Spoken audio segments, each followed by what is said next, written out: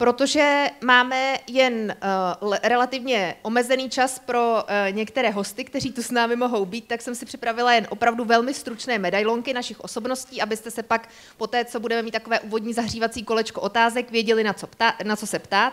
Jana Havrdová je viceprezidentkou Hospodářské komory České republiky a předsedkyní její sekce legislativy i sekce pro podnikání v oblasti sportu a aktivního životního stylu. Zároveň je prezidentkou České komory fitness, prezidentkou Českého svazu aerobiku a fitness FISAF.cz a předsedkyní správní rady nadačního fondu Aktivní Česko. Dále je viceprezidentkou Europe Active a označuje se za dlouhodobou propagátorku aktivního životního stylu a jeho významu pro společnost. Je dvojnásobnou mistryní světa v kategorii Fitness Step a co je důležité, je absolventkou prvního ročníku sportovní diplomacie, vystudovala práva a donedávna byla televizní moderátorkou. Olga Plachá byla do roku 2021 prezidentkou České jezdecké federace, v současnosti je předsedkyní kontrolní a revizní komise České jezdecké federace a je členkou výkonného výboru Českého olympijského výboru. Její jezdeckou specializací byly skokové disciplíny a dnes je úspěšnou majitelkou sportovních koní a jednatelkou klubu Jumping Team for Pleasure. Vystudovala ekonomii. Radan Šafařík vystudoval právnickou fakultu Masarykovy univerzity v Brně a mezinárodní vztahy na fakultě sociálních studií tamtéž. Od roku 2010 působí na Úřadu vlády České republiky posledních 5 let jako ředitel odboru rovnosti žen a mužů. Je členem několika mezinárodních poradních orgánů zaměřených na genderovou rovnost a prevenci domácího násilí. A Radek Špicar, absolvent Univerzity Karlovy a University of Cambridge, je bývalým náměstkem místopředsedy vlády pro ekonomiku a později členem managementu společnosti Škoda Auto. Několik let také vedl středoevropskou pobočku amerického think tanku Aspen Institute a v současné době působí jako viceprezident Svazu průmyslu a dopravy České republiky pro hospodářskou politiku a export. Jak už jsem řekla, je členem naší komise. Tak. Tolik tedy úvodní informace k našim panelistům a budeme se bavit o tom, co jsme měli možnost vidět. Viděli jste tu různé přístupy mezinárodní k rovnosti mužů a žen v exekutivních orgánech sportovních federací. Viděli jste, co máme v plánu s Komisí rovných příležitostí ve sportu, což pro Radka není žádná novinka, ale pro vás ostatní ten plán byl relativně nový. Co vás napadá jako taková první reflexe toho, jak si stojí Česká republika a co je před námi? Může začít kdokoliv z vás, kdo bude chtít.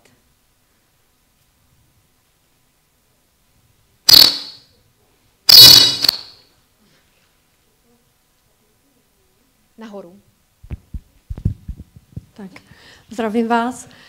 Tak pro mě určitě na tom akčním plánu, už i protože jsem byla také s tím seznamována v průběhu, je velmi zajímavý ten bod té práci s novinářema. Protože já si musíme si uvědomit, že vlastně to sportovní prostředí není odtrženého od toho celospolečenského prostředí a od toho celospolečenské postavení žen a mužů v naší celé společnosti, tak to mě hodně jako zajímá a myslím si, že tam je určitá cesta, protože musíme si uvědomit, že prezentování třeba té otázky genderu na tomto fóru je třeba více žen, ale většinou ten gender v tom sportovním prostředí prezentujeme v prostředí, kde jsou téměř sami muži. Takže musíme potom taky volit, jak to budeme prezentovat, tak aby jsme netlačili ty témata přes sílu. A to si myslím, že nám může právě ta novinářská a laická veřejnost hodně pomoct. Děkuju. Jano, vy máte mikrofon v ruce. Ano, já si myslím, že jednoznačně ten plán je napsaný velmi dobře. Vychází z jasně daných objektivních zkušeností, které jsou v jiných zemích, vychází z ostatních oblastí našeho života. Mě tam zaujaly další 2 věci. Souhlasím s Olgou, že novináři a vůbec média hrají nesmírně důležitou roli v českém prostředí, nejenom určitě v českém, ale v tom českém jednoznačně ano. Bohužel nehrají tu roli úplně pozitivní, ale to bychom tady měli úplně jinou diskuzi. Já tam vidím další 2 momenty, které mě zaujaly. Jedna věc je určitě vzdělávání, protože sport je opravdu součást našeho života, tak jako všechny ostatní věci. A já musím říct, že už nastupuje nová generace lidí a typickým příkladem může být můj 24letý syn, který už vidí své postavení v rámci rodiny a v rámci kariéry jinak než třeba jeho táta a jeho děda. On už je připravený se podílet na chodu rodiny tak, jako se bude podílet jeho partnerka, je připravený se aktivně zapojit do péče o děti, je připravený aktivně se i rozdělit tu kariéru tak, aby prostě fungovali jako pár. Takže já myslím, že ta nová generace tady nastupuje a že je potřeba všem dívkám ukázat za pomoci otevřených dveří, ve kterých budou stát muži. Já si myslím, že stále to, že muži otvírají dveře ženám, jaksi je hezká věc, kterou bychom si jako kultura měli udržet. Ale současně bychom vlastně měli si nechat ty dveře otevřít od těch mužů i do právě prostředí leadershipu a do prostředí i těch vedoucích pozic, vedoucího postavení, ať už jsme ve sportu nebo jsme v průmyslu. A právě ta spolupráce s muži mi přijde jako další velmi důležitá věc. Vy jste ji také zmínili ve svém akčním plánu. Ono všechno, co by se tlačilo na sílu, a s Olgou se na tom určitě shodneme, prostě vyvolá zase jenom kontrasílu. Já mám doma velmi úspěšné muže, tatínka, manžela, bratra a sama jsem si s nimi odbojovala několik diskuzí velmi vášnivých, které během pár desítek minut končily prohlášením, že jsem prdlá feministka. Takže jako ta... Takže jako ten boj si musíme odpracovat sami doma. Samozřejmě narazili jsme na konkrétní situace, kdy jsem je usvědčila z toho, že se chovají jaksi genderově nevyváženě a že se chovají podle určitých genderových stereotypů. Na druhou stranu, myslím si, že když budeme opravdu spolupracovat, když najdeme muže, a věřím, že jich tady je plný sál, kteří řeknou, spolupráce s holkama a se ženama má své neuvěřitelné výhody. Má svůj prostor. Nám do firmy přinesli tohle, nám do svazu přinesli tohle. Tenhle ten pohled na věc chápeme, ale nás by to nikdy nenapadlo, kdybychom tady neměli holky. A když se navzájem takhle podržíme, tak vlastně pojďme mluvit o jakémsi zipu mezi ženským a mužským světem, který do sebe zapadne. Občas se nám u každého zipu stane, že nám ty zoubky narazí a tak trošku popotáhneme a zase to vytáhneme zpátky. Takže za mě veliká podpora celému tomuto tématu, ale pojďme to dělat chytře, pojďme to dělat tak, abychom společnost stmelovali, abychom využili potenciálu obou dvou těch našich světů, které ale v běžném prostředí žijí spolu. Tak pojďme spolu žít i na úrovni sportu, biznisu a na úrovni vlastně celé společnosti. Děkuju. Radane, Radku, záleží na vás. Ale potřebujeme si přesně nahrát to, co říkáte. Tak teď už by to mělo být lepší, fajn. Dobré odpoledne, děkuji za pozvání. Asi to ode mě nebude znít úplně objektivně, ale je to moc hezky zpracovaná strategie. Musím říct, že jsem měl velkou radost, že se tam vlastně objevila všechna témata, ke kterým jsme dospěli za těch posledních pár let v biznisu i my, protože i pro nás v biznisu nebo v průmyslu, abych byl úplně konkrétní, je tohle, co tady dnes budeme řešit, velké téma. To, že se tam ty věci propsali, si myslím, že je dobře, protože my jsme sami k ním dospěli někdy jednodušeji, někdy těžší cestou. Za druhé naprosto podepisuji to, že jestli mě něco opravdu vadí, tak je to, že se reaguje na panel na konferenci, který je plně mužský, panelem na jiné konferenci, který je plně ženský, tak takhle si nepředstavuji boj za rovné příležitosti. Musíme to míchat. A je špatně, když to míchá když to nemíchá ten mužský panel, stejně tak, jako je špatně, když to nemíchá ten ženský panel. Takže nedostávíme se z jednoho extrému do druhého, to by nám moc nepomohlo. A poslední dvě poznámky, a to se mi hrozně líbilo, že to říkala Ilona v tom předchozím panelu, když ona říkala, chceme to počítat a vyhodnocovat, protože to je něco, co je nám v průmyslu a v biznesu hrozně blízké. My totiž říkáme, že to se neměří, se nedá řídit. Takže pojďme opravdu vyhodnocovat, jestli se nám to bude dařit ty cíle dosahovat, anebo ne. A když ne, tak z toho pojďme vyvodit nějaké důsledky. A to mě vede k té poslední poznámce, že vlastně tomu materiálu přeji, aby se vyhnul velkému problému, který v České republice mají jiné koncepční a strategické materiály. A to je ten problém. A my to známe, protože přesně tak, jako Hospodářská komora i Svaz průmyslu, na mnoha těch materiálech jsme v minulosti participovali. A já jsem zjistil, že v České republice máme takové zvláštní mentální nastavení, že máme pocit, že práce na nějaké koncepci nebo strategii nebo akčním plánu končí tím, když je napsaná a schválená. Jo, v tu chvíli, jako máme pocit, tak máme odpracováno, je to napsaný, je to strašně chytrý, schválili jsme si to a teď teda je hotovo. Tak není hotovo, samozřejmě, tím to teprve začíná, tak já doufám, že tenhle akční plán a tenhle materiál, který si opravdu zaslouží implementaci, se té implementace taky dočká.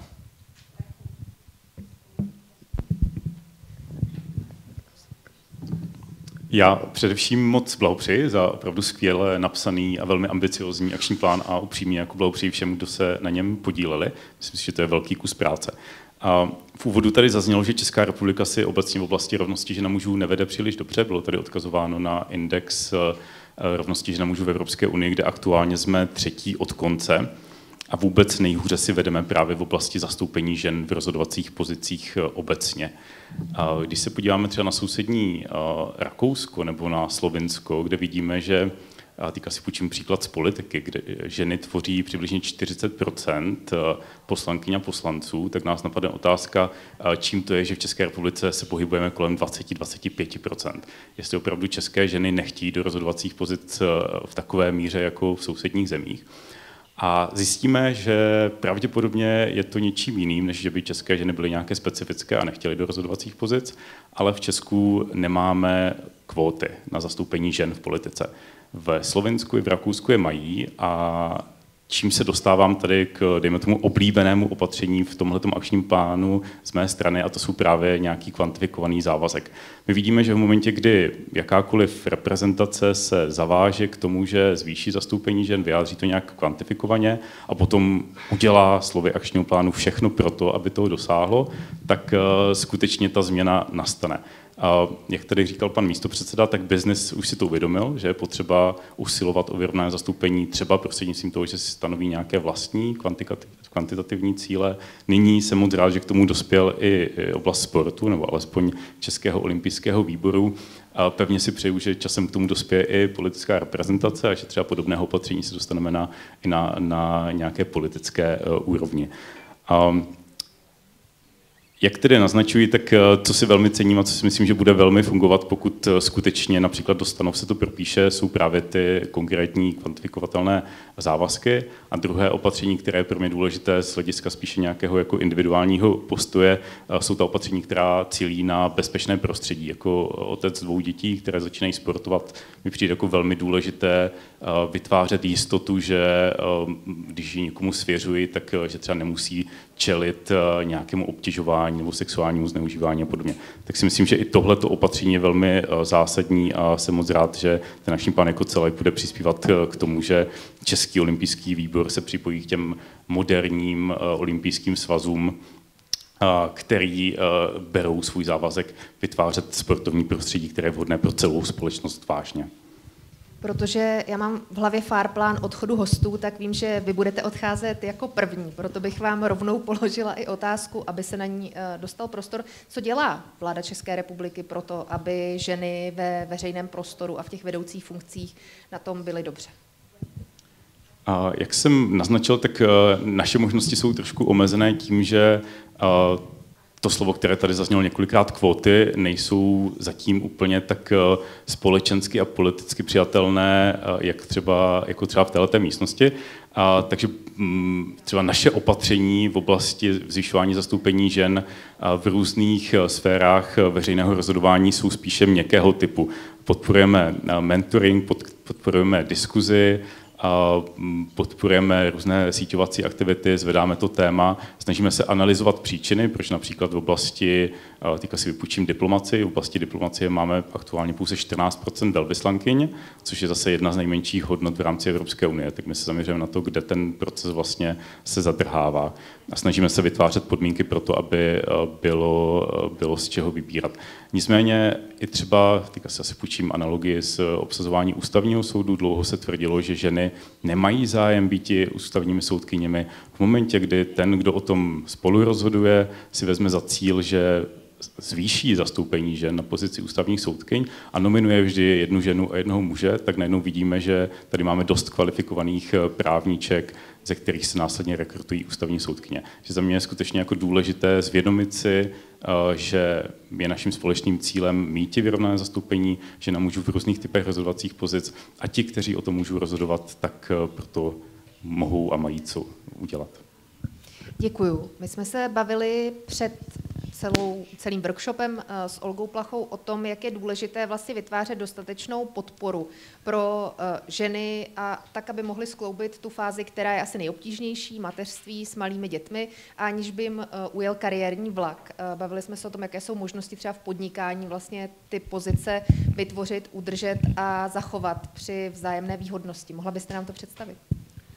Já jsem právě jak jsem i z té České jezdecké federace, tak i k tomu sportu, my tím, že ve sportu sportujeme ženy muži, tak i o tom jsme právě hovořili, ale k tomu podnikání.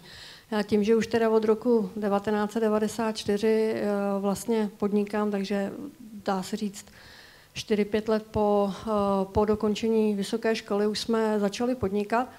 A vlastně mně přišlo vždycky úplně naprosto přirozený, když některá z kolegyň šla na mateřskou se jí ptát, nebo přišla s tím, že teda očekává narození potomka, ptát, jakým způsobem si představuje další setrvání ve firmě. Prostě vůbec mě nenapadlo, že by díky tomu, že bude na mateřský nebo porodí, neměla pracovat a už jakoby v podstatě v tom 95. 96. roce jsem tyto otázky prostě svým zaměstnankyním pokládala, protože já, když jsem měla syna, tak jsem dokončovala vysokou školu a začala jsem podnikat a nepřišlo mi to nemožný, takže my jsme vlastně vždycky se snažili těm našim kolegyním vytvořit takové podmínky, aby mohli pracovat na zkrácený úvazek nebo mohli pracovat z domova. Samozřejmě jsou profese, ve kterých to nejde.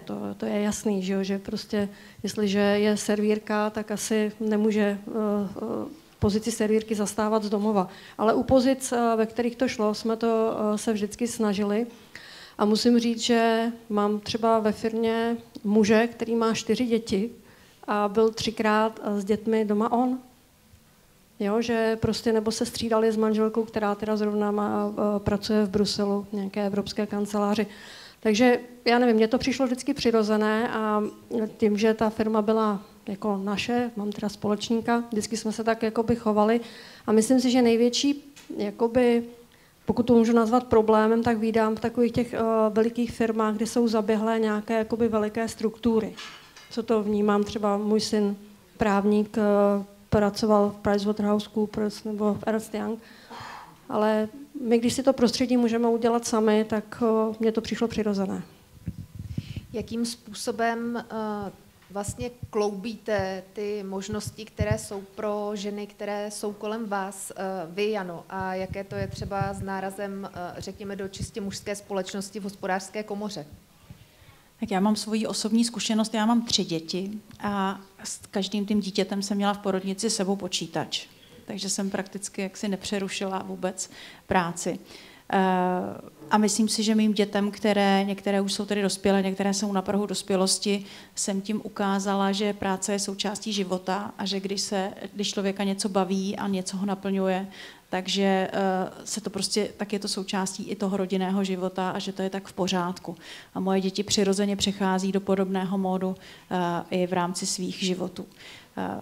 Já jsem, a přiznám se tady upřímně, protože i to se děje a je to moje situace, já jsem vlastně typický příklad pozitivní diskriminace. A možná znáte film Hádej, kdo přijde na večeři, kde byl Sidney Poitier jako černošský, velmi úspěšný lékař, tuším. A on dostal se do běložské rodiny se svojí přítelkyní, velmi úspěšné běložské rodiny a ten tatínek se optal, jak to, že jsi se dostal na tak vysoké pozice. A on říkal, já jsem vlastně typický příklad toho, jak se mi každý snažil ukázat, že není nějakým způsobem omezený a že naopak i Černochovi dá prostor, aby vyjel nahoru. A já mám trošku ten pocit taky, že jako mám příležitosti a dostávám ty nabídky sami od sebe přichází, že jako vlastně ty ženy žádoucí v té společnosti jsou, pokud ukáží, že samozřejmě něco umí, že mají na to kvalifikaci. A tohle je i případ, proč jsem teďka v prezidiu Hospodářské komory, kde vlastně já jsem jako byla oslovena, abych to zkusila a že bych tam vlastně patřila. A už před x lety mi to vlastně nabídl i přímo pan prezident Dlouhý, který ještě tenkrát v panelu, respektive v prezidiu žádné ženy neměl ve svém dalším volebním období. Takže je to hodně o nás, holkách, abychom se nebáli, abychom prostě do toho šli a abychom si řekli, jako co chceme, abychom si to odpracovali, abychom si tu pozici zasloužili stejně, jako by si ji měli a většinově si věřím, si ji zaslouží i ty kluci. Takže samozřejmě, že vnímám, že ve společnosti jsou skleněné stropy a skleněné výtahy a další objektivní věci, že tady máme gender pay gap a že prostě jako ta čísla bohužel nepotvrzují to, v čem bychom rádi žili. Ale pokud existují potom iniciativy, a je to správně, že existují, které ty světy dávají dohromady, která přináší ta objektivní čísla, která přináší vzdělávání, která přináší informovanost, která přináší do společnosti tu změnu směru, že je to přece v pořádku a normální, aby holky a kluci pracovali společně a aby měli rovné příležitosti, což nám vlastně v nějakém, řekněme, normální běžném životě přijde úplně normální, tak proč to nefunguje jako v té společnosti běžně napříč. Takže souhlasím s Olgou, jako já jsem taky vlastně vždycky nepřemýšlela nad tím, že jsem holka, prostě jsem pracovala a dělala jsem všechno, co jsem chtěla a současně k čemu jsem měla příležitost a tu příležitost jsem dostala. Co se týká hospodářské komory, tak přestože vnímám, že to prostředí tam je velmi jako vstřícné k ženám, tak se nám podařil šílený průšvih. A to v rámci konference Česko na křižovatce, která se konala 31. srpna. V úvodu byla 2hodinová diskuze, které se zúčastnil pan premiér a byli tam zástupci 12 podnikatelských organizací. Vlastně zázrak byl, že se to stihlo zorganizovat, že tam bylo tolik těch podnikatelských organizací a teď každá ta podnikatelská organizace tam do toho úvodního panelu vyslala svého zástupce. A když to celé začalo, tak my jsme se úplně všichni zděsili, protože tam bylo 12 mužů a 1 žena moderátorka. A stáli jsme dole, nebo seděli jsme dole v té první řadě pod tím pódiem a říkali jsme, tak tohle je průšvih. Podobně asi jako když se přesuneme na půdu sportovního prostředí, tak známe všichni fotografie z jednání o ženských sportech, kde prostě těch žen bylo... To byla podobná fotka. Jako, tam teda nebyla 1 žena moderátorka, byly tam tuším 2 ženy, ale jinak o těch ženských sportech jednali samí muži. A teď vlastně sami jste součástí toho průšvihu. A říkáte si, jak se nám tohle mohlo stát. A potom jsme tam ty holky seděli dole pod tou první lajnou a říkali jsme si, no jo, ale my tam nejsme v těch pozicích těch nejvyšších v těch svazech podnikatelských. A tam to nebylo obsazováno, jestli je to kluk nebo holka. Tam to prostě šlo hlava toho svazu. A na hlavě toho svazu ty holky nesedí. A to je vlastně ta realita. Takže já myslím, že je to jako pro nás, pro všechny holky, ale i pro kluky, velikánská výzva do budoucna. Pojďme pustit holky i do těch nejvyšších pozic a současně my holky, nebojte se to zkusit. Protože to vždycky má 2 strany jedné mince. Na druhou stranu, protože krize je příležitost, tak i pro nás v hospodářské komoře vlastně tahle ta jedna fotka, která teda proběhla sociálními sítěmi a bohužel velmi zastínila velmi dobré myšlenky, které na té konferenci jinak proběhly a které jsou pro Českou republiku zásadní a kritické, tak tahle ta jedna fotka nešťastná prostě, jako nechci říct, že smetla, ale hodně zastínila to podstatné, co se tam dělo. Tak jsme minulý týden založili novou platformu, která se jmenuje Women for Business. Na půdě hospodářské komory pozvali jsme velmi silné, zkušené a šikovné hráčky z českého biznesu, ať už na pozici majitelek firem nebo na pozici CEO a ve vysokých rozhodovacích funkcích. Ale ten, kdo zval, jsem nebyla já sama, ale byli jsme to se Zdeňkem Zajíčkem oba dva. Se Zdeňkem Zajíčkem, prezidentem hospodářské komory. Protože chceme vytvořit to zipovací prostředí. Protože chceme ukázat ty příklady, kdy do vysokých pozic nebo na vysokých pozicích holky jsou a jsou tam velmi platné a vlastně to oceňuje i ten mužský svět. Takže všechno zlé je pro něco dobré a příležitost tady rozhodně je, tak ji pojďme vzít, zapače si. My jsme teď slyšeli v podstatě hodně takové specificky české příklady toho, jak to vypadá. Viděli jsme je konec konců i na slajdech. Vy máte zkušenost se zahraničím a s tím, jakým způsobem tohle funguje třeba v zahraničním průmyslu, Radku.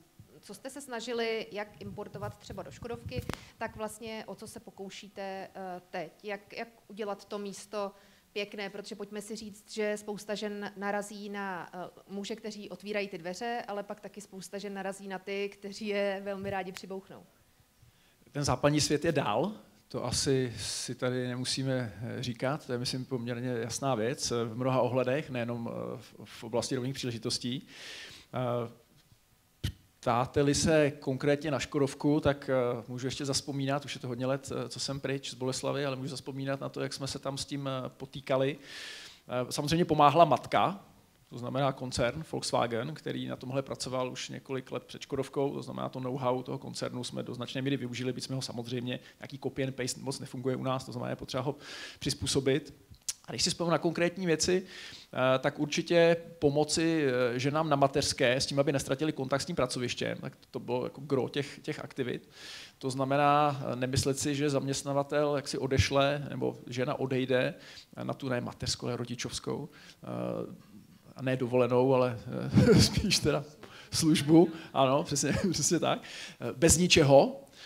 To znamená firma, si vzpomínám, třeba jsme zavedli, dávala notebooky, telefony, platila účty za to, služební auto nechávala těm ženám, aby úplně nestratili kontakt s tou pracovní realitou a taky je zvala na to pracoviště, aby je neviděla poprvé někdy za 3 roky, když se vrací. Snažili jsme se taky to téma té délky, té rodičovské dovolené dostat k českým politikům, protože si nemyslím, že je to úplně šťastné, aby byly ženy takhle dlouho mimo. V tom zase si nemyslím, že je potřeba se dostávat do toho amerického druhého extrému, kdy moje kamarádky šly za 3 měsíce zpátky do práce, to nejsem v tom odborník, tak nevím, co dítě potřebuje, ale myslím si, že tohle je trochu příliš. To nám tenkrát úplně nevyšlo, ta debata funguje stále. Co bylo hodně důležité, vlastně to navazuje na to, co jsme tady slyšeli před chvílí, je, a to je něco, v co já hodně věřím, je, že za ženy by neměly bojovat ženy. Pro mě je téma rovných příležitostí jako letité téma hodně důležité, snažím se v tom nějak angažovat, nějak tomu pomáhat. A druhé důležité téma je Evropská unie, náš stav k Evropské unii. A díky tomu tématu, tak taky jezdím po České republice a debatuji s lidmi, že by nebylo dobré odcházet z Evropské unie, jsem pochopil, že Evropská unie nikdy nemůže bojovat za Evropskou unii. Jinými slovy, že kdyby jsme čekali od Evropské unie, že ona bude vysvětlovat ty přínosy a proč je dobré, aby tam někdo byl členem a někdo nebyl a tak dále, tak to nikdy nepomůže. Nikdo, kdo nemá nic společného s Evropskou unii, musí pomáhat Evropské unii, aby to bylo kredibilní. Takže myslím si, že je skvělé, že máme aktivní ženy, které se snaží pomáhat ženám, ale že mnohem větší efekt to má, když za ženy bojují muži. A tohle jsme se ve Škodovce potom snažili nějak dostat do těch konkrétních programů, to znamená program mentoringu, nesmírně důležitá věc. Jsme se snažili, aby fungoval tak, že mají ženy, muže, mentory, kteří nějakým způsobem uvádějí do toho prostředí a vysvětlují i ten mužský svět, kde jsem já třeba pochopil, že opravdu problémem může být i to neformální fungování v té práci. Že třeba porady důležité, mimo pracovní dobu, někde třeba v hospodě, jsou vždycky nějak rychle svolané na poslední chvíli, jsou třeba v 7 večer, což pro ženy není úplně jednoduché se jich účastnit. Jo? Ženy musí plánovat dopředu, tak jak když mají méně osvícené muže doma, které se nejsou schopny postarat o to dítě nebo o domácnost, tak to leží na ženách, tak žena prostě musí být připravená, že doma si tu druhou šichtu musí odpracovat a na tohle je potřeba myslet, takže jsme potom třeba vysvětlovali těm mužům, že pokud mají takovéhle nějaké neformální sedánky, kde řeší nějaké důležité věci, takže by bylo dobré třeba buď toto déle plánovat dopředu, aby si to ta žena doma mohla zařídit a tam se o to někdo postaral, o tu domácnost, anebo aby se to dělo v hodinách, kdy to pro tu ženu bude přijatelné. Takže je spoustu věcí, které se dá dělat, ten biznis opravdu nejenom, že chápe, že je diverzita důležitá a ty ženy opravdu potřebuje, ale on je k tomu existenčně nucen. Jo, tam má v tom biznis asi opravdu výhodu, že my prostě potřebujeme, jak tady zaznělo, v tom designovém týmu Škodovky ženu, protože my potřebujeme, aby ona promítla tu svoji estetiku do toho finálního výrobku. protože my to auto potřebujeme prodat nejenom mužovi, ale i ženě. Jo? Takže tam v tom biznisu je to úplně prostě prvoplánový, my ty ženský opravdu potřebujeme a musíme dělat všechno pro to, aby jsme je tam měli, protože bez toho ztratíme konkurenceschopnost. V té politice, v tom sportu to tak úplně jednoznačný není, tak je potřeba o tom víc přemýšlet a víc tu advokaci tomu dělat. Poslední otázka pro Radana Šafaříka, než nás opustí, protože vím, že budete potřebovat utíkat. Co je pro vás nejtěžší, když vysvětlujete právě politikům, jak důležité je téma, které máte, rovnosti mužů a žen? Se kterými stereotypy a předsudky se nejčastěji setkáváte? Já tady navážu na to, co říkal pan místopředseda Špicar a potvrdím, že je důležité zapojovat muže a určitě mě z pozice muže se vysvětlují genderové nerovnosti mnohem snáze a důvěryhodněji než ze strany třeba mé manželky nebo mých kolegyň, což je jako léty ověřená praxe. A bohužel to tak je a bohužel je to tak kvůli tomu, že ti lidé, kteří rozhodují o těch opatřeních na té druhé straně, třeba jestli zkrátit rodičovskou, nebo jestli nabídnout nebo podpořit částečné úvazky, nebo jestli přijmout kvóty, tak jsou zpravidla muži, protože v těch rozhodovacích pozicích je jich většina. A z nějakého důvodu muži naslouchají o něco více mužům než ženám. Tak jenom tady jako navazuji a podtrhávám tu důležitost, která je v tom akčním plánu skutečně získávat muže za spojence, tak aby ten okruh lidí, kteří třeba ten problém vysvětlují a popisují a hledají řešení, byl širší než pouze ty, kterých se to bytostně negativně bohužel dotýká. A s čím se setkáváme, tak jsou jako různé ideové předsudky v tom smyslu, že stále přetrvává myšlenka, že ten, kdo patří k dítěti do 3, 4, 5, 6 let, jsou bezvýhradně ženy a že role muže je prostě živitele rodiny a o dítě začíná pečovat až v pozdějších fázích života. A narážíme také na... A to se potom odráží samozřejmě i na přístupu k ženám na trhu práce. Já jsem byl... Poté, co jsem dostudoval, se hlásil na místo asistenta jednoho soudce na Nejvyšším soudu, kde bych rozhodně nečekal jakoukoliv diskriminaci. Byli jsme tam 4 uchazeči, uchazečky, 2 ženy, 2 muži. A on se nás otevřeně na tom pohovoru zeptal, zda plánujeme založit rodinu. A tu otázku neadresoval pouze mužům, ale adresoval to těm mladým kolegyním. V té době už byl účinný antidiskriminační zákon, který to zakazoval. Já jsem čekal, předpokládal, že to je nějaký test, zda známe aktuální právní normy, tak jsem ho upozornil na to, že se dopouští protizákonného jednání a že byl jsem rád, přesně tak. Pozici jsem nedostali to ani 2 z těch uchazeček, které pravděpodobně plánovali rodinu, byly ve věku, kdy se to dalo očekávat, získal to ten poslední uchazeč, já jsem nakonec skončil na úřadu vlády, z čehož mám jako velkou radost, ale tím chci vlastně jako podtrhnout to, že ty stereotypy, byť už je to nějakou dobu, tak se skutečně jako propisují i na ta místa, kde by to člověk nečekal a kde by neměli co dělat. A no, tak to je asi jakoby odpověď, s čím se bohužel stále setkáváme. Ještě možná poslední replika na zkrácení té rodičovské, tak Ministerstvo práce a sociálních věcí o tom vede intenzivní diskuze v tom smyslu, že by se zkrátila ta maximální délka, která aktuálně jsou 4 roky, že by se zkrátila na 3 roky. Ovšem samozřejmě chybí ten bod B, tedy dostupnost služeb péče o děti. Často bohužel i teďka 3leté dítě není kam dát, ať už se jedná o mateřskou školku nebo dětskou skupinu. Takže v momentě, kdy nemáme infrastrukturu služeb péče o děti, tak je těžký zkracovat rodičovskou.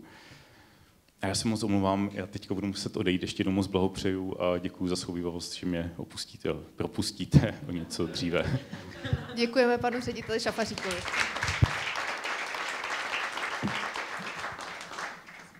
Tak a nabízí se tu skvělá příležitost otevřít otázky také pro publikum. Slyšeli jste už různé názory a přístupy našich panelistek a panelisty.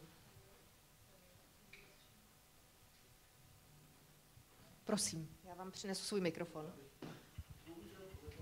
Abyste se nakázali. Já bych se zeptal, jo, jenom takhle rychle, ale no, to tak říká stihnete, jo. Vy jste prchnul bohužel pozdě. Jo. Já vám řeknu, co kam směřuje ta otázka. Tady se víceméně správně, jak jsem z toho dovodil, neustále bavíme o tom, jak zlepšíme postavení našich bafuňářů a bafuňářek. Jo? Ale já jsem byl na konferenci Euro, někteří z vás tam byli samozřejmě taky, která řešila rovné příležitosti žen ve sportu obecně, tím myslím sportovkyň. Jo? Bavíme se stále ještě o České republice v roce 2023/24 uprostředka Evropské unie, kde v první řadě sportovní svazy nejsou schopny zajistit svým sportovkyním stejné podmínky, nebo řekněme rovné podmínky sportovkyním a sportovcům. Jo, o tom byla i ta konference, kterou dělala Národní sportovní agentura, jak se musí přidat peníze těm sportovním svazům, které nejsou schopny zajistit podmínky rovné sportovcům a sportovkyním. Jo, tak mě by zajímalo, když jsme takhle daleko, tak jak je možné, že Národní sportovní agentura, která je úkolovaná, řekněme, úřadem vlády, to znamená, když máme tady, tak třeba vámi, tak jak může dopustit takovou věc v roce 2023, aby nebyly vytvořeny rovné podmínky pro ženy a pro muže, jo, ve sportu, který financuje vlastně přes Národní sportovní agentura vláda. A druhá, několikrát to slovo tady zaznělo, a to je vytváření bezpečného prostředí. Pokud se teda naše sportovkyně necítí bezpečně, a na té konference Euro to zaznělo několikrát, že ty podmínky nejsou tak, aby se ani cítily bezpečně, ty ženy, během toho sportu. Jak se tohle může stát v roce 2023 v České republice pod, řekněme, taktovkou Národní sportovní agentury a vlády České republiky?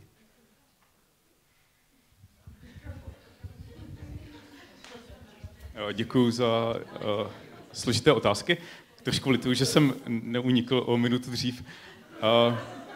A možná se tam, jestli náhodou tady není nikdo ze Národní sportovní agentury, výborně, tak já možná nechám potom kolegu spíše odpovědět. Za mě jakoby naprostý souhlas s tím, co říkáte. My z naší pozice, my jakoby nejsme vláda, jsme pouze úřad vlády a samozřejmě potom závisí na rozhodnutí vlády jako takové, čím zaúkoluje Národní sportovní agenturu. Ale za mě dává smysl například požadovat po sportovních svazích, kteří si sáhnou na finanční dotace, aby třeba se nastavili nějaká vnitřní pravidla pro řešení sexuálního obtěžování a různých typů obtěžování.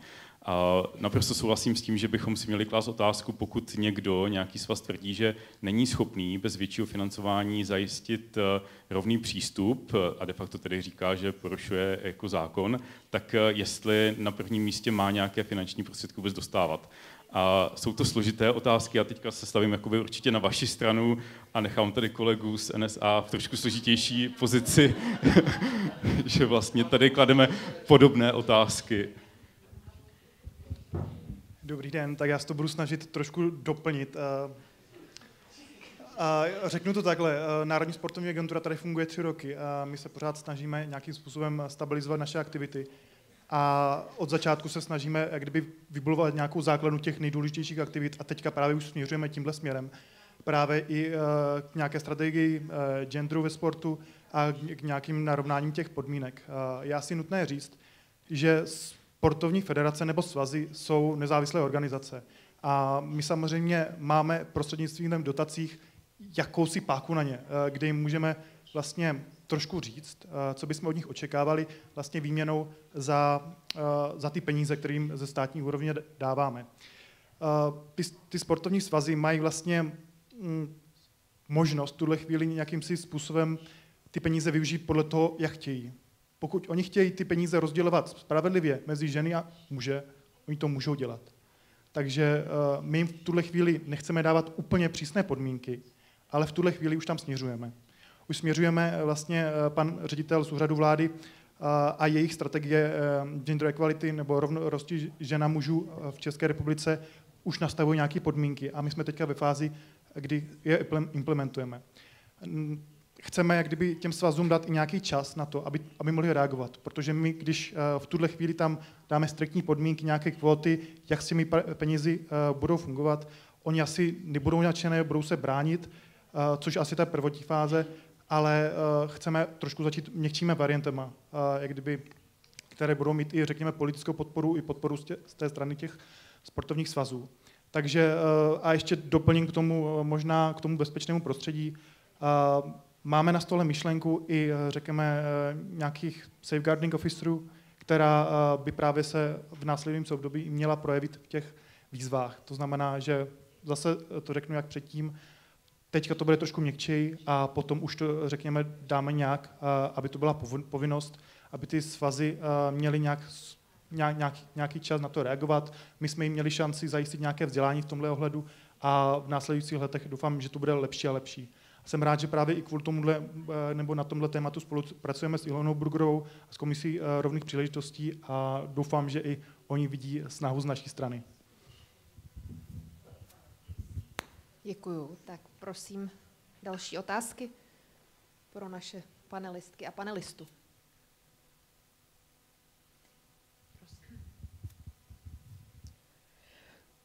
Pokusím se to naformulovat co nejjednodušeji, ačkoliv ten dotaz právě vzniká v mojí hlavě, takže uvidíme, jak budu úspěšná. Když jsme se tady bavili, nebo vy jste vlastně říkala o té pozitivní diskriminaci, já jsem zažila několikrát, že vlastně ženy pozitivní diskriminaci odmítaly. Že byly proti tomu, aby byly přijímány do nějakých pozic jen proto, v uvozovkách, jen proto, že jsou ženami, ačkoliv třeba byly vzdělané, měly na to kvalifikaci, ale někde tam vzadu v té hlavě byl ten červík, jako nebyla jsem přijatá prostě jenom proto, že jsem žena a abych tady doplnila všechna ta kvádra, tak jako jedna sukně do toho. Jakou vy s tím máte zkušenost? Vy jste tedy říkala, že vám to vlastně nevadí, že i díky tomu jste se dostala, jako, že jste přijímala ty nabídky a vznikaly vlastně i díky tomu, tedy, že jste žena, samozřejmě ty kvality určitě máte, to nepochybuji, ale zároveň, jakou máte s tím zkušenost jako u ostatních žen, jak oni se vlastně k tomu staví a za druhé, co oni uvádí jako ten hlavní důvod, proč třeba se nepřihlásí do nějakého výběrového řízení nebo proč do něčeho nejdou, na co by třeba tu kvalifikaci měli? Já jsem s tou svojí pozitivní diskriminací vždycky při nabídce té pozice řekla, doufám, že mě nezvete pouze proto, že jsem žena. A teď to možná nebude znít jako úplně skromně, jo, ale já vím, že jsem si všechny ty pozice odpracovala. Takže to, jestli jsem holka nebo kluk, jestli mám sukně a podpatky, anebo mám kvádro, tak to jako na konci dne nehrálo roli. Spíš si myslím, že jako při tom výběru ve smyslu potřebujeme nové členy výkonného výboru České unie sportu třeba. Nebo chtěli bychom, aby a teď můžu zamířit do Evropy, Europe Active je největší fitness organizace v Evropě, která sdružuje národní asociace, velké hráče, velká fitness centra, provozovatele a tak dál. Tak tam, protože oni žijí v těch kvótách a oni žijí v tom prostředí, kde DEI je jako jeden z hlavních pilířů jejich aktivit, tak oni jako cíleně šli a oslovili holky, jako šikovný holky z těch asociací a řekli si o ně, protože chtěli znát jejich názor a chtěli je zapojit. Další důvod, proč já jsem se třeba dostala do boardu Europe Active, je, že jsem z východní a střední Evropy a oni chtěli diverzitu napříč celým tím kontinentem. Takže ta pozitivní diskriminace, to berte trošku jako nadsázkou, jo? Ale já jsem přesvědčená o tom, že kdybych si to neodpracovala, tak jsem ty nabídky nikdy nedostala. A by the way jsem holka. Jo? A já kolem sebe logicky sdružuju velké množství velmi šikovných a pracovitých žen. Mohla bych vám dát x příkladů, kde rozjíždíme projekty, které jsou absolutně jakoby plošné, jsou multisektorové a v těch aktivních týmech přirozeně jsou holky. Protože prostě oni mají ten tah na tu branku a ty věci odpracovávají. Čímž nechci absolutně jako to zhoupnout na druhou stranu, pánové. O tom to není. Ale jenom chci říct, že asi je to o každé z nás, aby si řekla, mám na to vzdělání, mám na to kompetence a když jsem tu příležitost dostala, tak já ji ale sakra vezmu za pačesy, protože já můžu ukázat, že ty holky tam platné jsou. Takže jako mě nikdy nenapadlo říct, jejda, já jsem holka, vy mě asi vybíráte, protože jsem holka, tak jako já naopak chci ukázat, že ty holky tam mají co dělat. A tu příležitost mám, tak ji beru. Radek Špicar k tomu chtěl ještě něco dodat a pak by mě zajímala také zkušenost Olgy Plaché z výkonného výboru, Českého olympijského výboru. Já se s tím tady setkám hodně často, že ženy odmítají kvóty. Velmi často. Já znám jednu jedinou ženu v biznesu, v té vrcholové funkci, která prosazuje kvóty. A potom se taky všim, že když se a právě protože možná ty kvóty nemáme a těch žen v těch vrcholných funkcích máme tak málo, tak jsem si všiml, že se ty ženy mění trochu v muže, že přijímají tu kulturu světa, do kterého se dostávají, což kromě jiného znamená, že si potom ty ženy mezi sebou nepomáhají. A vy jste se mě ptali na ty rozdíly mezi západem a východem, tedy tím, co je na západě a tím, co je tady u nás, byť tady doufám, že jsme spíš západ než východ, tak tohle je jedna z věcí, která mě tady na tom vždycky překvapovala, jak málo si ženy ve vrcholných funkcích pomáhají. Na tom západě si myslím, že právě tyhle kluby, které má teď Hospodářská komora, které my už máme taky nějakou dobu, nedávno, jsou něčím, co může pomoct. Jo. Ale jak říkám, rodí se to tady na můj vkus až příliš pomalu. Jano, prosím, protože budete taky odcházet za 2 minuty, mám to. Já jenom rychlou poznámku k tomu. Já jsem trošičku v jiné části mého kariérního života jsem pracovala jako moderátorka a měla jsem příležitost pořadu Sama doma vyspovídávat velké množství velmi úspěšných žen, které se uplatnily, a teď cituji ze scénáře, v mužském světě. A když jsme se těch žen ptali, v čem v rámci toho svého kariérního postupu a té své kariéry, kdy spatřili jako největší překážky, tak oni přesně řekli, že jim tam naházeli jiné ženy. Že jim tam ty překážky nenaházeli chlapy, a naházeli je tam jiný ženský. Takže možná si holky musíme taky trošku jako zamést před vlastním prahem a jedna druhé pomoct. A obecně jakoby, tam já nevím jako proč, možná je to nějaká forma žárlivosti, nebo nevím, ale v každém případě jako i na nás, na té naší holčičí jako části světa je co odpracovávat. Z hlediska výzkumu bych tomu řekla, že to je proto, že je tam tak málo žen, že se o ty pozice výrazněji soutěží než kdekoliv jinde. Je to tak? Souhlas. A můžu to ještě doplnit o jednu věc. Já se snažím ty ženy trošku postrkávat, ale oni občas opravdu nechtějí. Typický příklad, my jsme zváni, aby jsme se vyjadřovali k těm tématům, které nám přísluší, to znamená především tedy k českému průmyslu, do veřejných médií. A já tam nerad chodím a vždycky jsem se snažil, aby tam chodily moje kolegyně, radši, a oni tam nechtějí chodit. A já jsem zjistil po letech proč. Oni mi říkali, že tomu nedostatečně rozumí. Já jsem říkal, no, tohle téma zrovna je téma, o kterém já vím tak zhruba 10%, ty víš 90%, protože se tím každý den zabýváš, ale pokud mi říkáš, že ti nestačí 90%, aby si s tím šla do televize a tam něco říkala, tak teda myslím, že máš trošku problém ty a ne to prostředí nebo já. Jo. Jinými slovy mám pocit, že jsou ženy jako opravdu v tomhle hrozně až příliš opatrné, jsou na sebe strašně přísné a měly by být trošku větší střelkyně, teda tak, jak jsou ti muži. Jo. Nechci to zobecňovat, je to moje osobní zkušenost a myslím si, že ta role mužů, jako jsem já, pro které je to téma, je trošku jim v tomhle dodávat sebevědomí a tyhle věci překonávat, protože si myslím, že jim to jim taky příliš nepomáhá. A je dobře, že v té strategii ta média jsou, protože je potřeba ukazovat ty příklady. Jo. Protože když žena uvidí ženu v důležité rozhodovací pozici a uvidí v důležité rozhodovací pozici, protože je v těch médiích, tak si myslím, že to může inspirovat nějakou, která třeba by mohla v budoucnu přemýšlet o tom, že na té podobné pozici bude. Jo? A když tam ty ženy nebudou chodit, třeba z toho důvodu, že mají pocit, že nejsou dostatečnou expertkou, tak to tomu systému bude dost škodit. K tomu jenom taky velmi rychlá věc, jako žena, zvlášť jako mladá žena, velmi často, a říkám to s plnou vahou bývalé děkanky fakulty, vy dostáváte často velmi negativní zpětnou vazbu. Právě protože jste žena, tak vás daleko s nás někdo smete ze stolu v diskuzi i kvůli tomu, že to je nesmysl. Takže to je věc, která určitě sluší vám, abyste nás podporovali v tom, že to děláme dobře. To je jenom dobře. Pak nepříjemnou zpětnou vazbu dostávají i muži, jo? To vám můžu garantovat speciálně, když se věnují tématům, jako je Evropská unie a LGBT komunita a příchod zahraniční pracovní síly na český trh práce. Jo? Takže to není jenom čistě ženská záležitost, ale je pravda, že když jsme se teď s někým hádali o to, jestli ženy političky to mají těžší a ty hejty dostávají horší, tak jsem musel nakonec uznat, že to tak je, protože jako ty sexualizované útoky třeba na Markétu Pekarovou, že nemá děti a tak dále, jsou úplně příšerný teda a to si myslím, že jako muži zažívat nemusí. Takže vlastně vám dávám za pravdu, že asi v určitém smyslu ta kritika, která přichází, jako pro ty ženy může být citlivější a nepříjemnější. To asi jo. Prosím. Poslední reakci. Česko na křižovatce, kde jsme teda řešili tam ten panel 12 mužů a 1 ženy. Tak jsme se o tom bavili v tom mužském světě Hospodářské komory a dostali jsme jednu krásnou zpětnou vazbu. A od muže, který řekl, ale milé dámy, tam to byl boj. To bylo bojové prostředí. A my jsme vás tam vlastně neposlali, protože jsme vás tím chránili. Jo, že do té první linie toho boje jdou ty kluci a ty holky jsou hned v té druhé linii.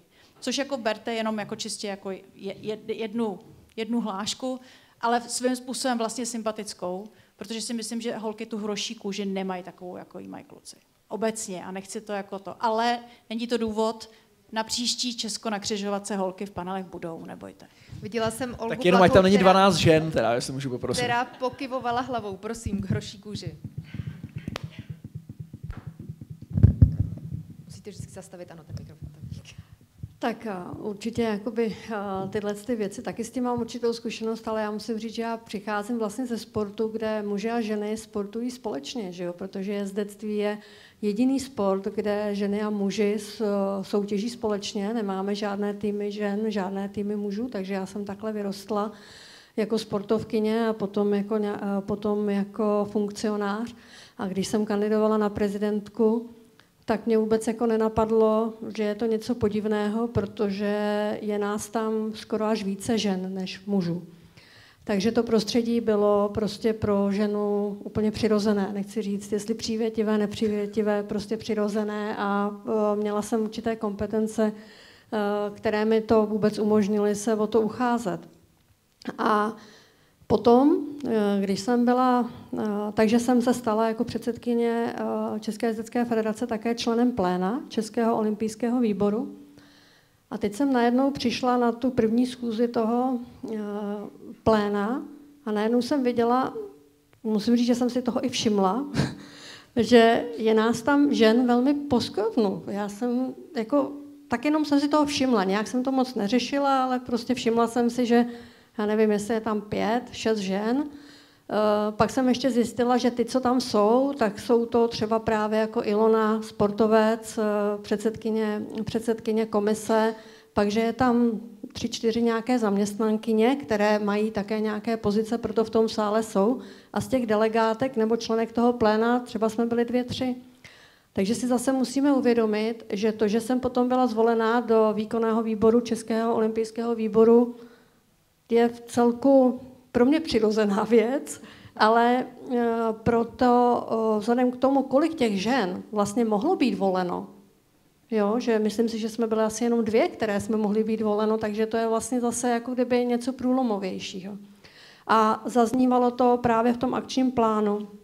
A to je velmi důležité, ale myslím si, že bez celospolečenské diskuze na toto téma je to víceméně jako realizovatelný jenom právě prostřednictvím nějakých tvrdých kvót a jako abychom si je dávali my sami, jako sportovní prostředí je takový jako zvláštní, to musí prostě přicházet s celospolečenskou, vládní prostě politikou, protože ten sport je součástí všeho. Takže jakoby my budeme pracovat s kvótami, ale prostě to prostředí je potom bere hrozně negativně. Takže pokud v tom plénu ty ženy nebudou, tak nemůžou být voleny. Pokud nejsou ve vrcholných orgánech těch sportovních organizací, respektive ty sportovní organizace mají pocit, že do pléna můžou posílat jenom tu ženu, která je, dejme tomu, předsedkyní nebo prezidentkou toho svazu, což si nemyslím, že je nutnost.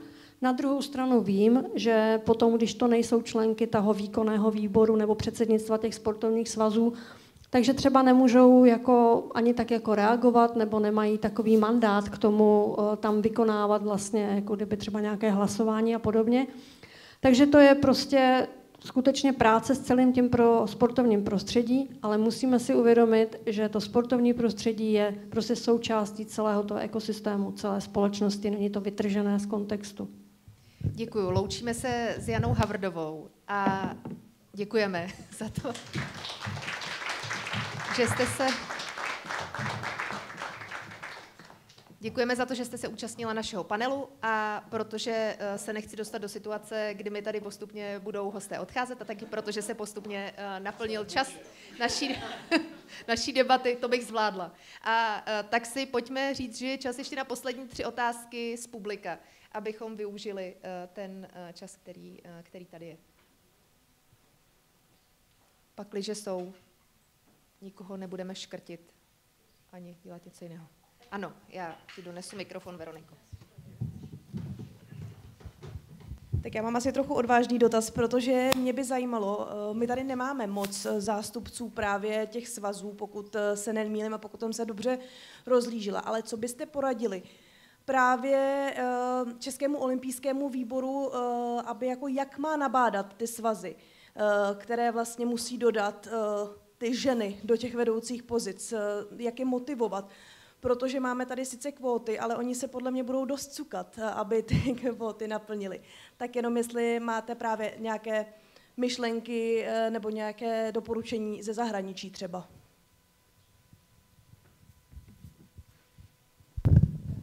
Tak jestli můžu já jako členka výkonného výboru Českého olympijského výboru a vlastně i součást toho projektu Mezinárodního Games, kde jsem Českou republiku zastupovala společně s Denisou Linhartovou, teda Kubovou, tak musím říct, že určitá inspirace v rámci právě těch evropských zemí a toho, že člověk mohl vlastně nasát tu atmosféru z těch jiných olympijských výborů a hlavně jiných sportů, než ze kterého já právě přicházím s určitýma vlastně jinýma stereotypama, protože u nás ty ženy jsou úplně přirozený.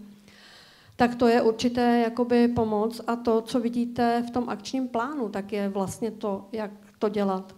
Jak vlastně pracovat s těmi ženami, jak vytvořit ženy, které budeme, dejme tomu, vzdělávat a podporovat je v tom, aby zvyšovali tu svoji odbornost, ať už managementu nebo prostě v jiných oblastech, tak to je určitě jakoby důležitý a to, že si sdílíme ty hodnoty vzájemně a vidíme, že na tom že nejsme osamocení. A to nám prostě, myslím si, otevírá tu mysl obecně. A jak to jako Český olympijský výbor můžeme prosazovat do těch svazů, tak jak to děláme. Takže vás s tím seznamujeme, že vás seznamujeme s tím, že tyhle aktivity jsou, že si stojíme v tom evropském kontextu tak, jak si stojíme, že ta problematika se řeší, ale na sílu to určitě dělat nemůžeme. A myslím si, že to je úplně to samé, jak tady zněla tamhle od kolegy ta otázka i pro Národní sportovní agenturu a podobně. Prostě pokud se budou do těch výzev a do toho, kdo nám vlastně dává, pokud bude něco v zákonu o sportu, pokud bude něco v těch výzvách, které nás prostřednictvím kterých je sport částečně financován, o tom, že existuje udržitelnost, že existuje gender a různé tyto témata a bude se s tím pracovat postupně, protože nic se nedá tlačit na sílu, tak to si myslím, že je cesta. Nejlepší motivace jsou peníze, takže tam bych soustředil svoji pozornost. Byť chápu, že... Pozor na mikrofon. Byť v tomhle případě je to trochu omezené, to v biznisu my máme ten manévrovací prostor v tom je poměrně jednoduchý. Druhá věc, a zase se vracím k těm kvótám, který tady tolik diskutujeme. Já si myslím, že je dobrý dělat věci s určitým phasinem, to znamená s nějakým náběhem. Jo? A nestartovat z 0 na 100. Jo? A já si dokážu představit, že se třeba dostaneme do situace, kdy budeme natvrdo přijímat kvóty v téhle zemi, ve sportu, v politice. A myslím si, že bude dobře, když tomu bude předcházet ta dobrovolná fáze, která buď ukáže, že funguje, a my spoustu těch dobrovolných aktivit prostě neděláme zatím, jo, tak je pojďme vyzkoušet. A myslím, že to bude legitimizovat ty kvóty a budou tím pádem mnohem kredibilnější, když se ukáže, že ten měkký způsob nefunguje. Jo? Byl bych velmi proti, aby jako země, která ještě nevyzkoušela mnoho měkkých nástrojů, jak se dostat tam, kam se chceme dostat, bychom řekli, tak přátelé 50/50 a jedem. Jo? To by vytvořilo obrovský protitlak a myslím si, že by to celé to téma mohlo jako velmi poškodit. Takže za mě pojďme opravdu se soustředit, ten phase-in ještě tomu chvilku dejme, využijeme všechny ty měkké nástroje, které k dispozici máme, a třeba zafungují skvěle a nebudeme potřebovat ani tvrdý kvóty, protože to konečně začne fungovat, anebo se ukáže, že ne. V mnoha státech světa se ukázalo, že to nestačí, ale pak budeme mít to předpolí vybudovaný mnohem silnější, si myslím. Konec konců v tom národním akčním plánu uděláme všechno proto. Je to chytrý právě, proto říkám přesně tak, je to dobře napsaný. To je ten začátek a pak to prostě pak to přijde 40 a 60.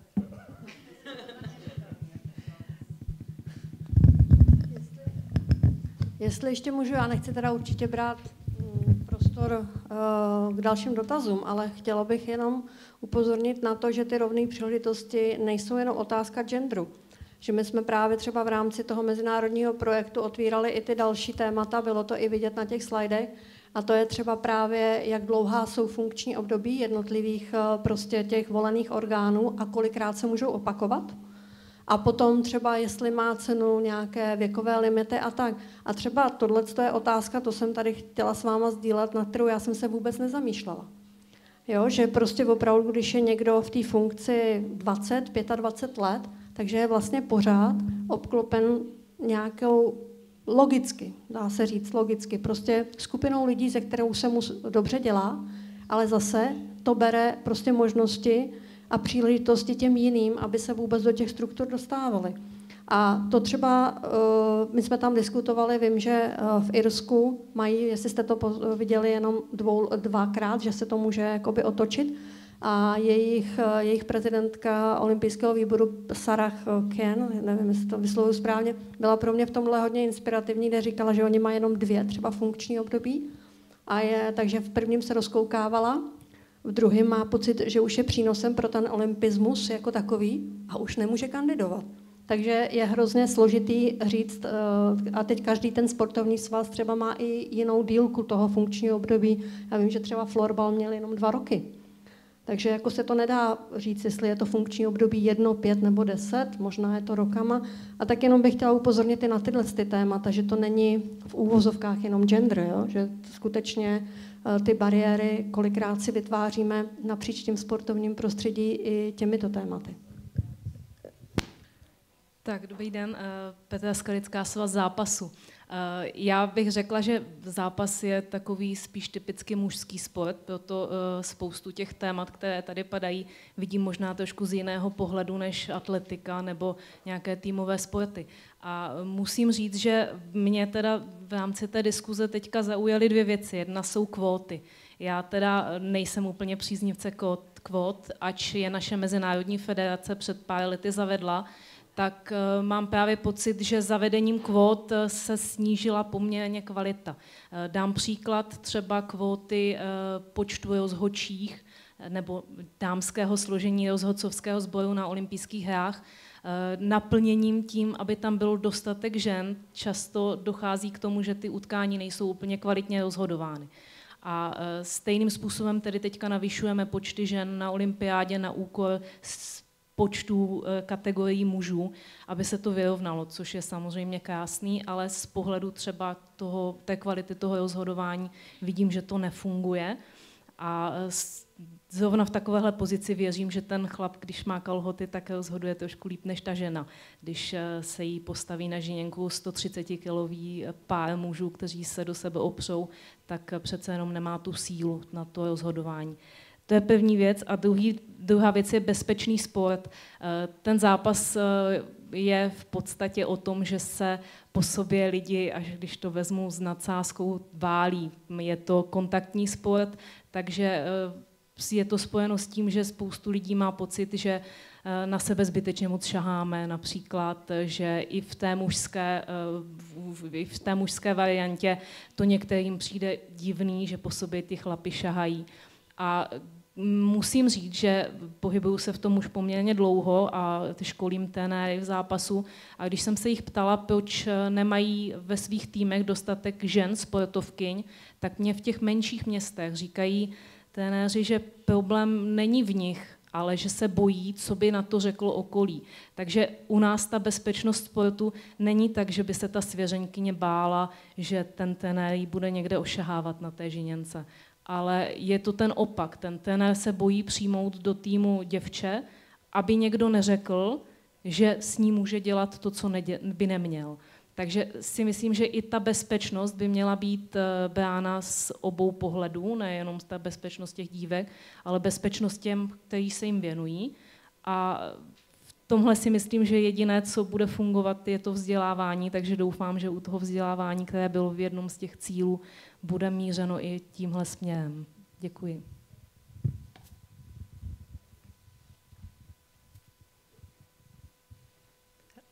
Prosím, Olga Blacha. Já k tomu můžu jenom říct, že určitě i v rámci Českého olympijského výboru se zaznamenaly ty naše aktivity pro trenéry, coach a podobně.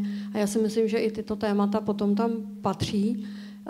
Každopádně musíme si uvědomit, že ta diverzita je i prostě v rámci toho sportu a ne každý ten sport je stejný. A určitě, když se bavíme o tom, že by měly být rovné příležitosti, a vracím se k tomu rovné příležitosti pro muže a pro ženy, tak se bavíme o tom, že by měla být vlastně dána možnost stejně kvalitní ženě a stejně kvalitnímu muži a ideálně, aby by se vybíralo z té dvojice, pokud je možný. Samozřejmě pokud ty kvóty potom vedou k něčemu, co by vedlo pro ten sport k nekvalitnímu rozhodování nebo podobně, to už si myslím, že se musí řešit jako konkrétně ten daný sport, prostě jestli ty kvóty nebo prostě ten systém je nastaven správně. A říkám, náš sport je v tomhle netypický a v rámci Českého olympijského výboru si myslím, že se opravdu ty aktivity směrem k tomu vzdělávání trenérům, coach, časopisy, semináře prostě dělají. Poslední slovo pro Radka Špicara a pak Ježiš, to tady to ne, zavřem. no to poslední slovo určitě ne, ale pozor. Jo. To teda. Chtěl jsem použít citát z jednoho seriálu Volha, mohu odpovědět proti otázkou.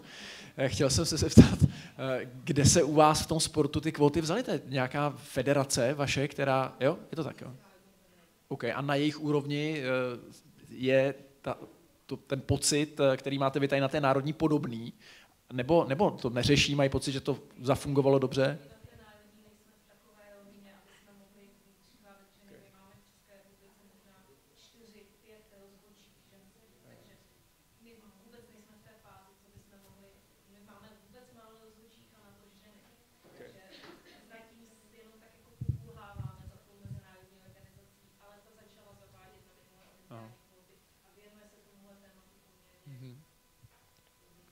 Zajímavý, že zrovna tahle federace, no, nebo telesport.